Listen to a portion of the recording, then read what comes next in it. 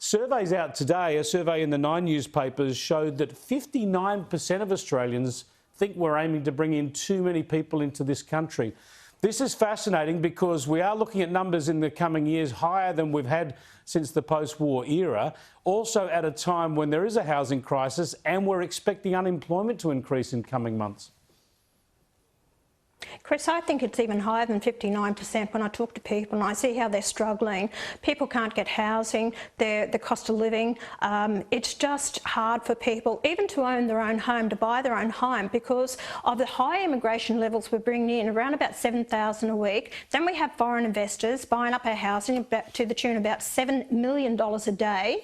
And we can't keep going the way that we're going. And people have had enough. This is all due to government policies. So they're saying, you know, stop the immigration till we actually can give the services to the people of Australia that are here already. Look, the hospitals, the schools, the nursing homes, everything is bursting at the seams. Even our roads, our infrastructure, we can't cope with it anymore. Yet they are blind to it. The politicians are blind to it. And I'm saying not only the Albanese government, but the Libs were exactly the same as well. And I used to always have a go at them about high immigration levels that they were bringing into the country.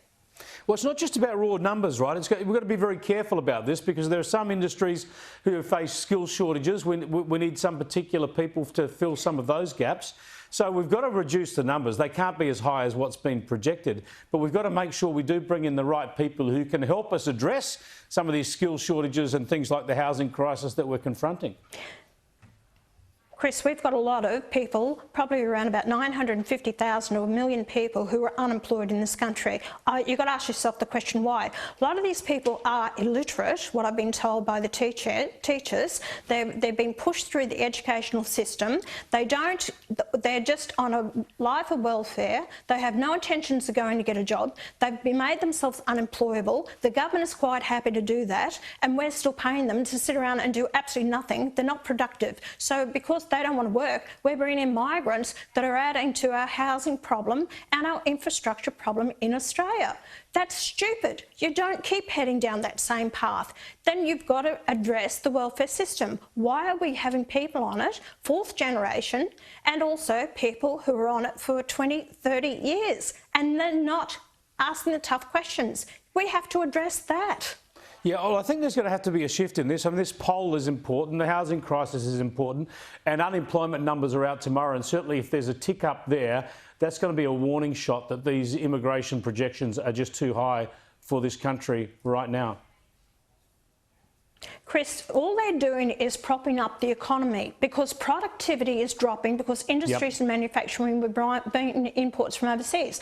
So they use it. They always have done. They use immigration to prop it up. And more migrants you bring in, big businesses love it because they're selling more product, more white goods, and therefore the cost of living escalates as well. So it's all round. It's a catch-22. But the people who suffer are the Australian citizens. Can't get housing, can't get a roof over their head, can't get in to see a doctor when they need it, can't get the assistance that they need, can't get into hospitals and the healthcare that they require. This is a problem that we have, and Australians have to understand and stop voting with your feet and start voting with your head and thinking about next time when you vote, and send a clear message to the major political parties. It's about your life, your way of life in this country, that so many people want to come here because they can see that we have a wonderful way of life. But it's the way it's going. You won't be for the next generation, I'm telling you now. Thanks for talking to us, Pauline. Appreciate your time as ever. Pauline Hanson there on immigration. She's been talking about it for a long while, of course, but I think we are facing a crunch point in this country with those numbers that are forecast. Unemployment going up, housing crisis, we've just been through it all. And I think the government's got to be very careful about this, and the coalition.